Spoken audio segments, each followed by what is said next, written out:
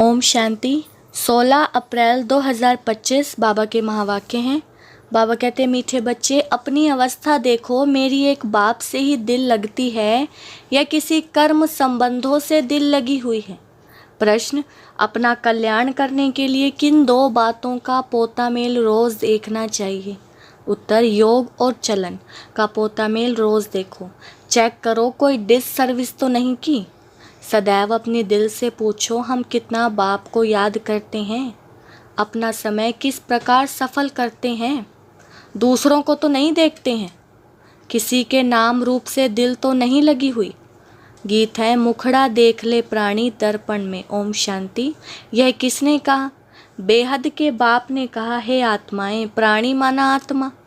कहती है ना, आत्मा निकल गई यानी प्राण निकल गए। अब बाप सम्मुख बैठ समझाते हैं, हे आत्माएं, याद करो, सिर्फ इस जन्म को नहीं देखना है, परंतु जब से तुम तमो प्रधान बने हो तो सीढ़ी नीचे उतरते पतित बने हो तो जरूर पाप किए होंगे। अब समझ की बात है, कितना जन्म जन्मांतर का पाप सिर पर चढ़ा हुआ है, ये कैसे पता पड़े? अपने को देखना है, हमारा योग कितना लगता है। बाप के साथ जितना योग अच्छा लगेगा उतना विकर्म विनाश होंगे। बाबा ने कहा है, मेरे को याद करो तो गारंटी है तुम्हारे विकर्म विनाश होंगे। अपनी दिल अंदर हर एक देखे हमारा बाप के साथ कितना योग रहता है। जितना हम योग लगाएंगे पवित्र बनेंगे, पाप करते जाएंगे, योग बढ़ता जाएगा। पवित्र नहीं बनेंगे तो योग भी नहीं लगेगा। ऐसे भी कई हैं जो सारे दिन में 15 मिनट भी याद में नहीं रहते। अपने से पूछना चाहिए, मेरी दिल शिव बाबा से है या देहधारी से, कर्म संबंधियों आदि से है? माया तूफान में बच्चों को लाएगी ना, खुद भी समझ सकते हैं मेरी अवस्था कैसी है। शिव बाबा से दिल लगती है या कोई देहधारी से है, कर्म संबंधियों आदि से है, तो समझना चाहिए हमारे विकर्म तो बहुत हैं जो माया खड्डे में डाल देती है। स्टूडेंट अंदर में समझ सकते हैं हम पास होंगे या नहीं, अच्छी रीति पढ़ते हैं या नहीं, नंबरवार तो होते हैं ना। आत्मा को अपना कल्याण करना है, बाप डायरेक्शन देते हैं। अगर तुम पुण्य आत्मा बन ऊंच पद पाना चाहते हो तो उसमें पवित्रता फर्स्ट है। आए भी पवित्र, फिर जाना भी पवित्र बनकर है। पतित कभी ऊंच पद पा न सके। सदैव अपने दिल से पूछना चाहिए, हम कितना बाप को याद करते हैं, हम क्या करते हैं। यह तो जरूर है, पिछाड़ी में बैठे हुए स्टूडेंट की दिल खाती है।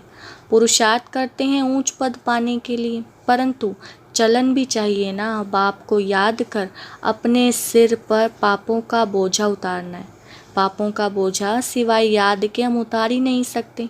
तो कितना बाप के साथ योग होना चाहिए, ऊंच ते ऊंच बाप के साथ योग होना चाहिए। बाबा आकर कहते हैं, मुझ बाप को याद करो तो विकर्म विनाश होंगे। टाइम नज़दीक आता जाता है, शरीर पर भरोसा नहीं है। अचानक ही कैसे कैसे एक्सीडेंट हो जाते हैं। अकाले मृत्यु की तो फुल सीज़न है, तो हर एक को अपनी जांच कर अपना कल्याण करना है। सारे दिन का पोता मेल देखना चाहिए, योग और चलन का। हमने सारे दिन में कितने पाप किए, मनसा वाचा में पहले आते हैं, फिर कर्मणा में आते हैं। अब बच्चों को राइटियस बुद्धि मिली है कि हमको अच्छे काम करने हैं। किसको धोखा तो नहीं दिया, फालतू झूठ तो नहीं बोला, डिस सर्विस तो नहीं की। कोई किसी के नाम रूप में फंसते हैं तो यज्ञ पिता की निंदा कराते हैं। बाप कहते हैं, किसको भी दुख ना दो, एक बाप की याद में रहो। यह बहुत ज़बरदस्त फिक्रात मिली हुई है। अगर हम याद में नहीं रह सकते हैं तो क्या गति होगी। इस समय गफलत में रहेंगे तो पिछाड़ी को बहुत पछताना पड़ेगा। यह भी समझते हैं जो हल्का पद पाने वाले हैं वह हल्का पद ही पाएंगे। बुद्धि से समझ सकते हैं हमको क्या करना है। सबको यही मंत्र देना है कि बाप को याद करो। लक्ष्य तो बच्चों को मिला है, इन बातों को दुनिया वाले नहीं समझ सकते। पहली मुख्य बात ही है बाप को याद करने की। रचयिता और रचना की नॉलेज तो मिल गई, रोज़ रोज़ कोई ना कोई नई नई पॉइंट्स भी समझाने के लिए दी जाती हैं।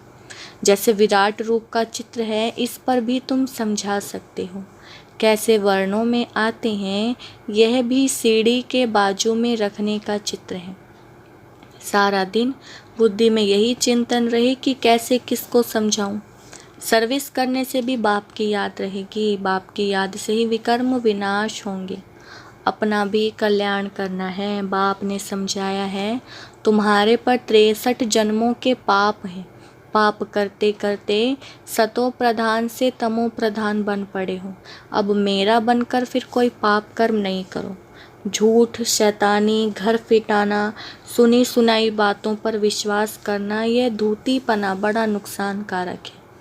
बाप से योग ही तुड़ा देता है तो कितना पाप हो गया।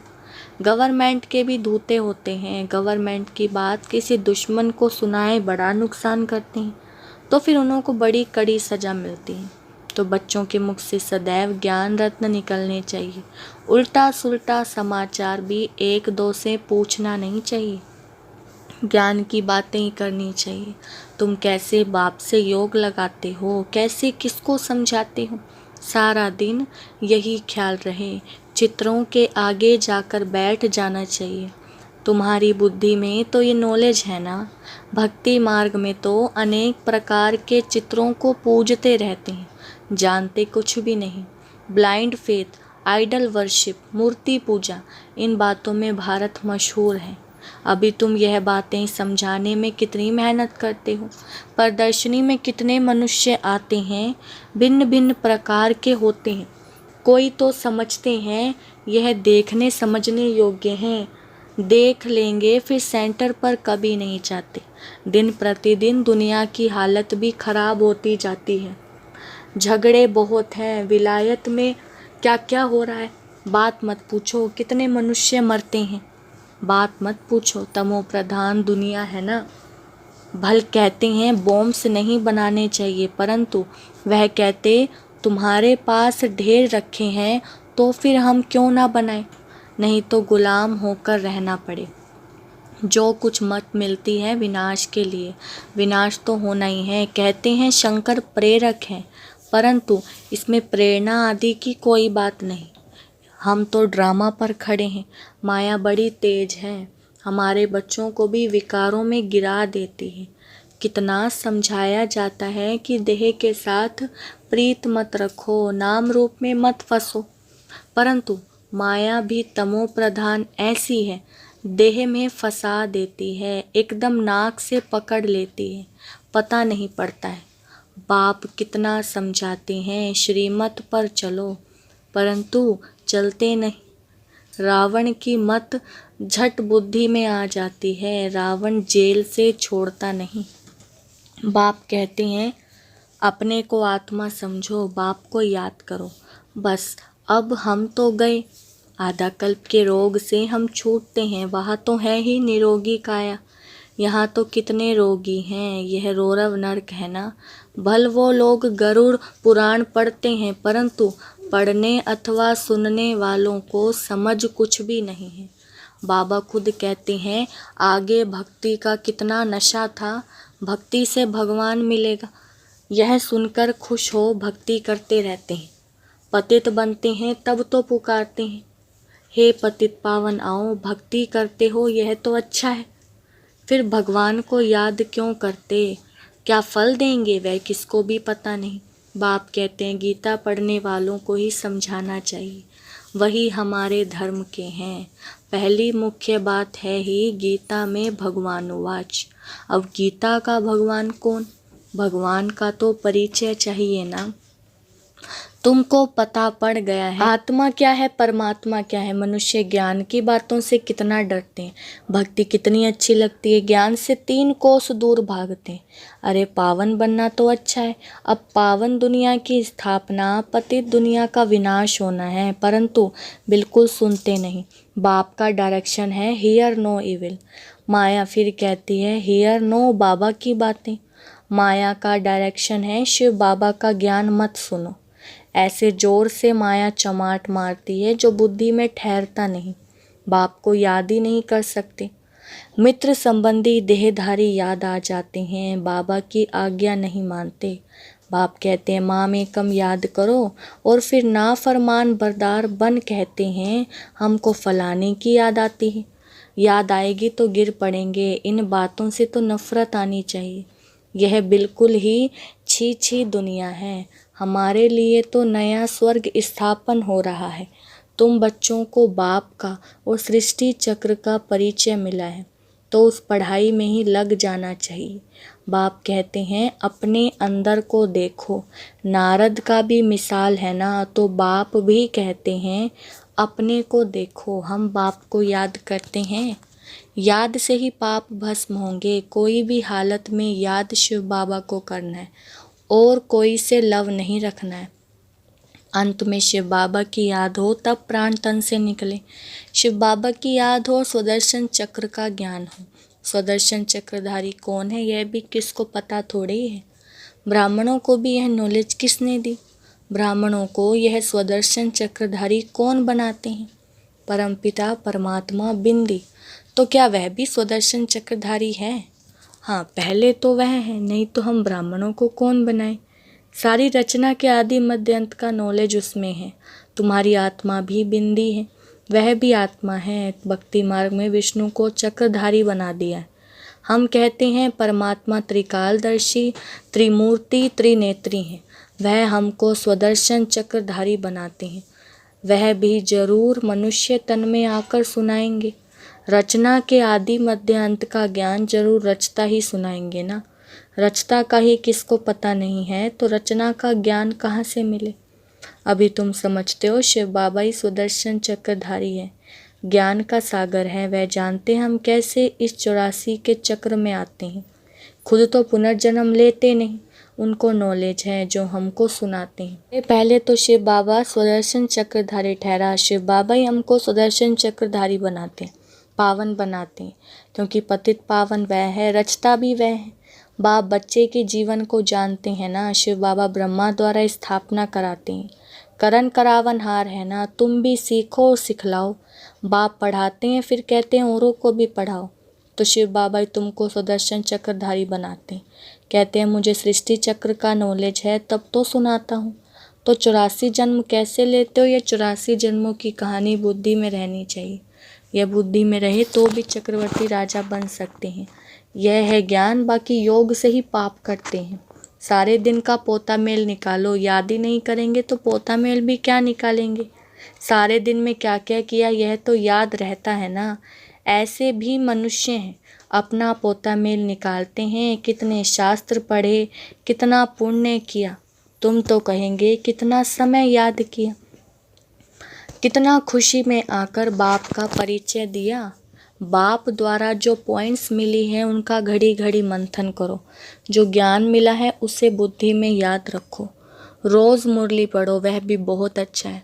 मुरली में जो पॉइंट्स हैं उनको घड़ी घड़ी मंथन करना चाहिए। यहाँ रहने वालों से भी बाहर विलायत में रहने वाले जास्ती याद में रहते हैं। कितनी बांधेलियाँ हैं, बाबा को कभी देखा भी नहीं है, याद कितना करती हैं। नशा चढ़ा रहता है, घर बैठे साक्षात्कार होता है या अनायास सुनते सुनते निश्चय हो जाता है। तो बाप कहते हैं अंदर में अपनी जांच करते रहो कि हम कितना ऊंच पद पाएंगे, हमारी चलन कैसी है। कोई खान पान की लालच तो नहीं है, कोई आदत नहीं रहनी चाहिए। मूल बात है अव्यभिचारी याद में रहना। दिल से पूछो हम किसको याद करता हूँ, कितना समय दूसरों को याद करता हूँ। नॉलेज भी धारण करनी है, पाप भी काटने। कोई कोई ने ऐसे पाप किए हैं जो बात मत पूछो। भगवान कहते हैं यह करो, परंतु कह देते हैं परवश हैं, अर्थात माया के वश हैं। अच्छा, माया के वश ही रहो। तुम्हें या तो श्रीमत पर चलना है या तो अपनी मत पर। देखना इस हालत में हम कहाँ तक पास होंगे, क्या पद पाएंगे। 21 जन्मों का घाटा पड़ जाता।